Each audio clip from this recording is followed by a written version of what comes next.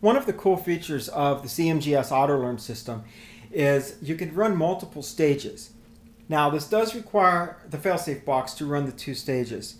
The first stage would work progressively from your minimum to your maximum boost. The second stage would turn on when you reach whatever setting the maximum is set at. So you could run 2 pumps. You have to use a relay if you do run a second pump. Or you could run 2 different injectors and 2 different solenoids, and you have each solenoid open at a specific time. In order to do this, it's simple. Your first stage would be connected to the wire that comes off the failsafe box, and that would cause that one to start when you reach your minimum injection point, wherever that minimum dial is set. The second one would have to be set through the controller. The little yellow wire on the controller can be changed to turn on when you reach your maximum boost or maximum voltage, whatever you're injecting off of. So we need to go into configuration mode.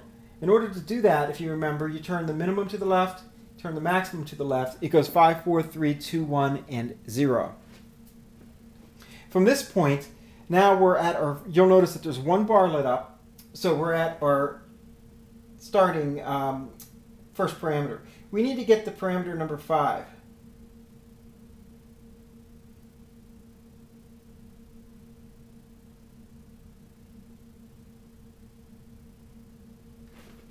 Okay, once you have 5 bars lit up across the top, you'll know you're at parameter number 5. And what we need to set parameter number 5 to is configuration 003. So you got to turn the minimum dial to 3.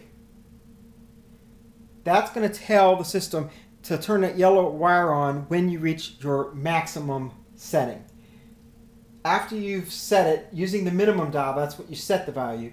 To advance and save, go all the way to the end with your maximum first, and then go all the way to the end with your minimum, and now it's saved. Now, when you reach your maximum boost or whatever you're injecting off of, it's going to open your second stage using the yellow wire coming off the controller. It's very important to mention that when you do this, your failsafe will still work as far as the display. It will give you your error codes telling you that there's a problem. However, it will not have the failsafe to turn something off anymore because you're using the little yellow wire. Instead of using it for a failsafe to turn off a boost controller, you're using it to activate a second stage. So the system is very, very flexible depending on how you want to work it. If you need to have a failsafe to turn off something, you can only run to turn on or off something, you can only run a single stage. But if you don't care about turning something off or on during a failure and error codes are good enough for you, then you can do this that we're just showing you right here, and you can run 2 stages. And there are various advantages of this. Consider somebody that has a progressive system and they've got 2 nozzles, and 2 nozzles are large nozzles, and they both turn on when you reach your minimum boost, because it's just put a T in the line. It turns on. Well, that may seem like, well, that's great, but it isn't. Because what's happening is you're at your low voltage on the pump. You're at your low pumping pressure, very low pressure, and it's just going to drip out because you've got 2 nozzles turning on at low boost, and you don't need both of them at low boost. That's why some of these systems are really poorly designed. Well, we've come up with a really slick design. If you're going to run it with 2 nozzles, now what happens? The first nozzle stays on progressive from minimum to maximum, and it's like having a single nozzle system. But when you reach your maximum boost, that's when you need the most amount of flow. That second one turns on.